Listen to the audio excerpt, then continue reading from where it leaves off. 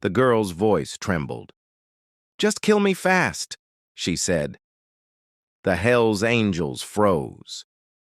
Under the buzzing neon lights of a rundown gas station, they saw what had been burned into her skin. The night was thick with dust and gasoline.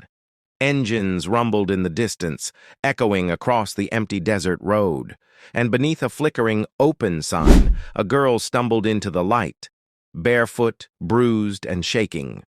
Her flannel shirt hung loose, streaked with dirt and dried blood.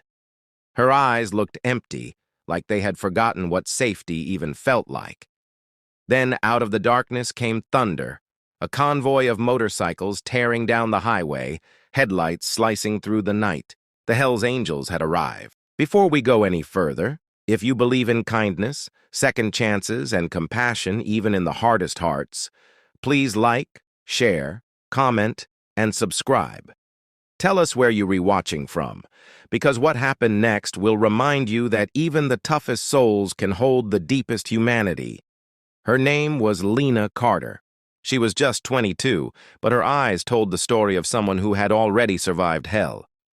2 years earlier, she'd been kidnapped by a violent outlaw gang called the Ravens, a group that thrived on fear. They didn't just steal her freedom. They erased her identity. They branded her, burned their mark into her skin as a warning to others. For months, Lena endured torment. Obedience was her only way to survive. But that night, something inside her broke free. With nothing but raw willpower, she escaped into the desert, bleeding, terrified, desperate. When she saw the motorcycles approaching, panic took over. Another gang, another nightmare. She collapsed to her knees on the cold pavement, clutching her ribs in pain. "Just kill me fast," she whispered. The Angels' leader, Jackson Reaper Cole, stepped off his Harley. Long hair, tattoos, sharp eyes, but not cruel ones. He'd seen blood and violence, but something about the girl stopped him cold. He crouched down, told her she was safe. His words sounded foreign to her, like something from another world. When he tried to help her stand, she flinched in fear.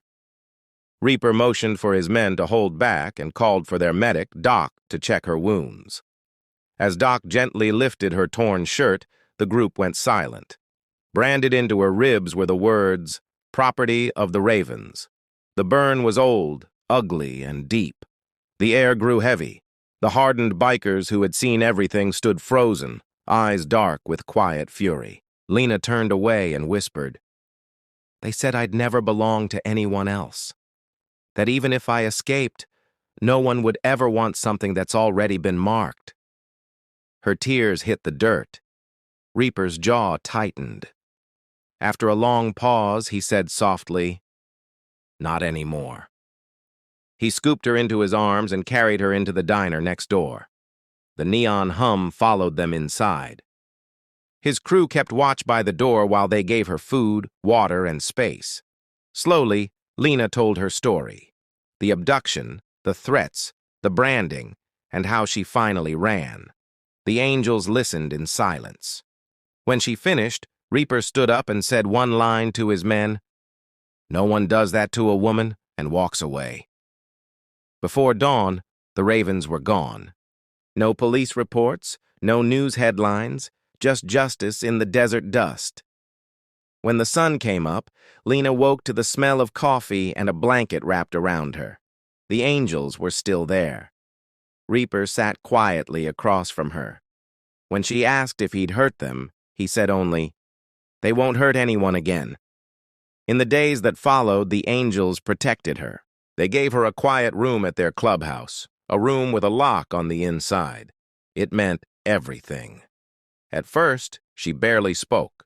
Loud noises made her jump. Nightmares kept her awake, but they never judged her. Doc changed her bandages every day, treating the scar.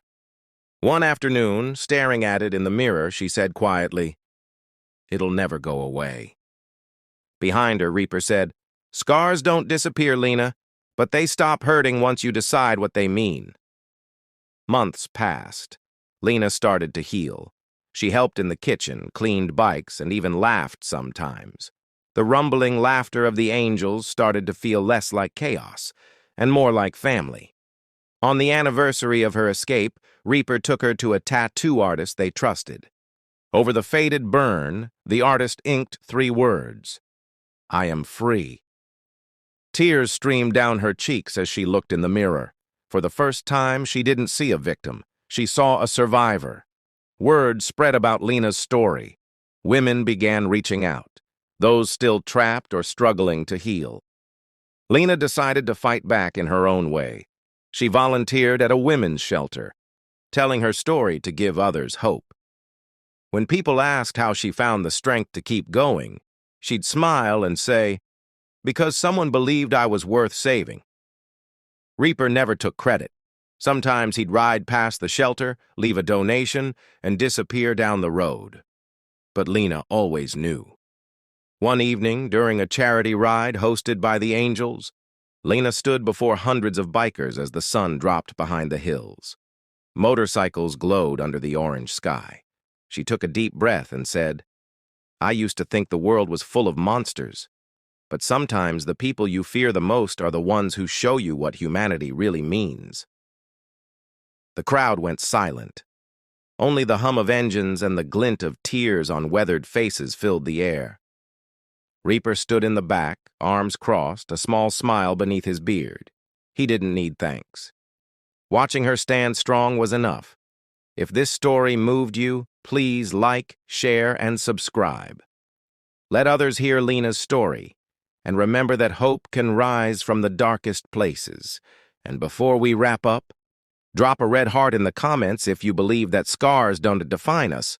The courage to rise from them does. Because sometimes it takes the darkest night to reveal the brightest souls. If you enjoy inspiring stories, please subscribe to Hidden Heroes on YouTube. Also, follow our Facebook page, Life Lesson Tales, for daily stories and life lessons.